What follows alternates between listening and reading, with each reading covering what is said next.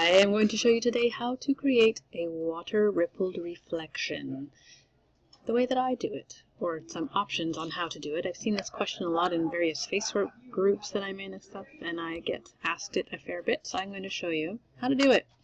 Number one, there is a plugin you can purchase from a company called Flaming Pear. It's called Flood, and it's about 40 bucks, I think, and it will create this water ripple. It has all kinds of cool settings. You can play with it and you can get this water effect with this thing. So I don't need all the features that Flood had, and I didn't want to pay for it, so I searched for tutorials that would show me how to do it myself and found a great one, which I will link in the comments, that you can use and try yourself in learning new Photoshop skill, because who doesn't like learning new Photoshop skills?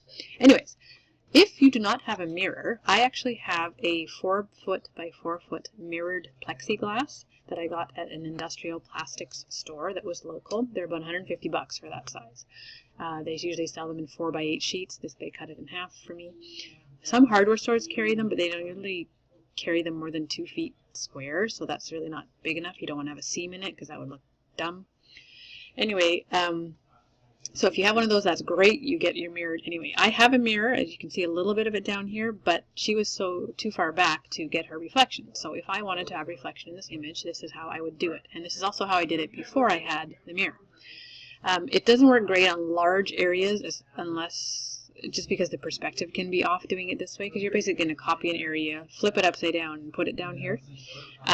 But for something like this, and if you're going to put the water ripple over top, it really doesn't matter if the perspective is perfect. So it's just a trick you can do if you want to quickly add something.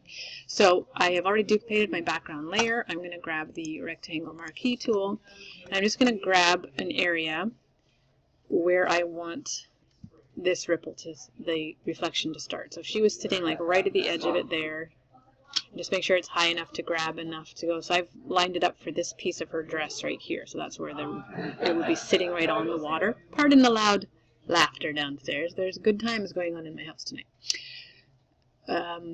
Drag it up high enough to get enough to flip down here. Then just go to Edit, Copy, Edit, Paste. It will paste what you copied onto its own layer above it.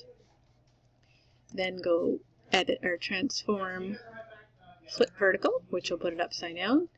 And if you want to make sure it's perfectly aligned, you can sit here and push down with your arrow keys to get it all the way down, or you can be lazy like me and just grab it and eyeball it. I know that I was using this piece of dress right here. I can line up against the edge of these two. Use your arrow keys from here if you need to make sure it's perfectly aligned, and now you have that flipped down here. Ignore this yellow ugly piece over here that would need to be removed when I edit this picture.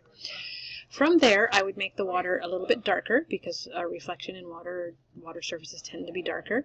So I would actually do an adjustment layer, a curves adjustment layer, and clip it, layer, create clipping mask to clip it. The clip makes any adjustment that you're putting apply only to the layer directly below it. So anything that I do, watch my water over here, anything I do is only going to apply to that section that I put over there. So what I'm going to do is just go in the middle of the curves thing, just pull it down until it's a little bit darker, and then it has more of a watery look. So from here, if you have Flood, you could run Flood, and it would do your water ripples for it, set your settings how you want. I don't have Flood, so this is how I do it. Again, I will post a tutorial for learning how to do this little displacement filter map thing that you need to have. Down in the comments will be the link to that. So you need to highlight the area that you want the ripples to apply to. So go to the layer of your ripples and Control-click on the thumbnail, which will highlight that area, because otherwise it'll apply to the whole thing. You want to just highlight where you want it. Then if you go up to Filter, Distort, and Displace, it's the displacement filter that you want. It'll bring up the displacement menu. I set the scale to 50-50. Fiddle with that to however you like your ripples to look, but I find that's a good place to start. It works for most of my images. You hit OK.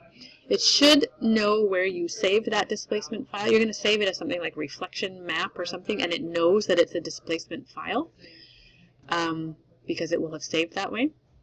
You'll see all that when you create it in the tutorial on how to create it. So mine is called Reflection Map. All you have to do is click it, hit open, and watch down here. There are the ripples. It will just take that area. It basically shifts the pixels to give this rippled look. And they're narrower here and they spread out as you come this way. This is what you create. You actually create this displacement map to have perspective, where they're tighter here and then they get wider as they come out, just as if you're looking across the surface of the water. So you get that nice look of it coming with perspective, and it just looks really cool. If you already have plants or something down here, this will still work, and you can just run this over top of what's there and you kind of get like an underwater plant look. So sometimes you don't need to have the actual reflection, but if you want it to be there, if you've got a cute lamb or something sitting here, you might want to reflect him in the water, or there might be flowers up here or whatever, which just gives it kind of a nice whimsical look on the bottom.